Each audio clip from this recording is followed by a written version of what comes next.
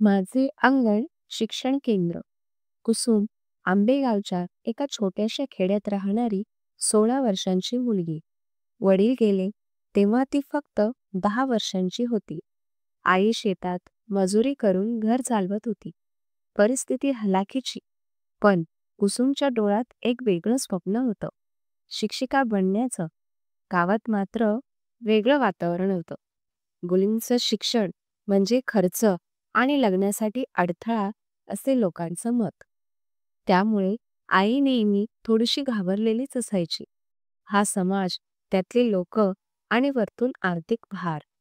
ती म्हणायची, कसलं शिक्षण, आता घर सांभाळ. पण कुसुम जिद्दीची होती. सकाळी शेतात आईबरोबर काम करत असे, दुपारी शाळा आणि रात्री अभ्यास. तिच्या डोळ्यात थकवा नव्हता, आशा होती. तिच्या शाळेत मिसाळ नावाचे सर होते, प्रामाणिक आणि संवेदनशील शिक्षक. त्यांनी तिच्यात काहीतरी वेगळं पाहिलं. पुस्तकं देणं, मार्गदर्शन करणं, संधी मिळेल तिथे पाठिंबा देणं ते करत राहिले. एके दिवशी गावाच्या सरपंचांनी तिच्या आईला बोलावून दम दिला. तिचं शाळेत जाणं बंद करा, दुसऱ्या मुलींवर परिणाम होतोय. हे ऐकून आई जास्तच घाबरली. तिला शेताचं कामही मिळणं बंद झालं. त्यामुळे घर चालवायचं कसं हा प्रश्न उभा राहिला. पण कुसुम थांबली नाही. उलट तिला एक कल्पना सुचली. तिने तिच्या घराच्या मोकळ्या अंगणात 4 विटांचा चौकट लावला, एक पाटी टांगली आणि नाव दिले, माझे अंगण शिक्षण केंद्र. तिथे तिनं शेजारच्या मुलांना बोलावलं, शिकवायला सुरुवात केली. पहिल्याच दिवशी 2 मुलं आली, मग 6, मग 10. कुसुम त्यांना मुळाक्षरं, आकडे, छोट्या गोष्टी शिकवत होती. मुलं खुश, पालक गोंधळलेले आणि गावकरी चिडलेले.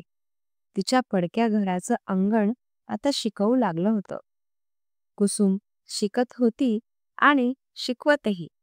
पण जसजसा काळ गेला तसतसा फरक दिसू लागला.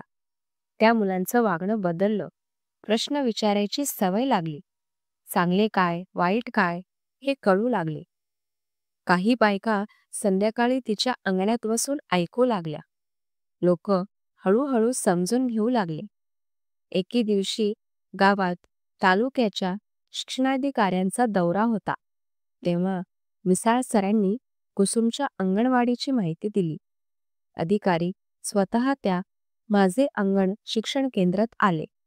झाडाच्या सावलीखाली बसलेली मुलं, कुसुमचा आत्मविश्वास, तिचं बोलणं सगळं पाहून ते भारावले आणि त्यांनी तिचे कौतुक केले. तिला शाबासकी दिली. नंतर त्यांनी गावात जाहीर केलं, या अंगणातून आता गावातली पहिली सरकारी मुलींची शाळा सुरू होईल आणि तिची पहिली शिक्षिका असेल कुसुम. त्या दिवशी गाव पहिल्यांदाच टाळ्यांनी दणाणलं.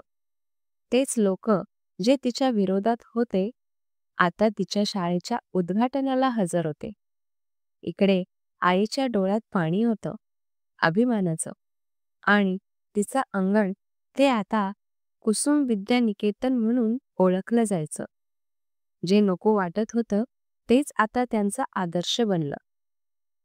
तात्पर्य, जिद्द आणि चिकाटीने अशक्य वाटणाऱ्या गोष्टीही शक्य होतात. धन्यवाद.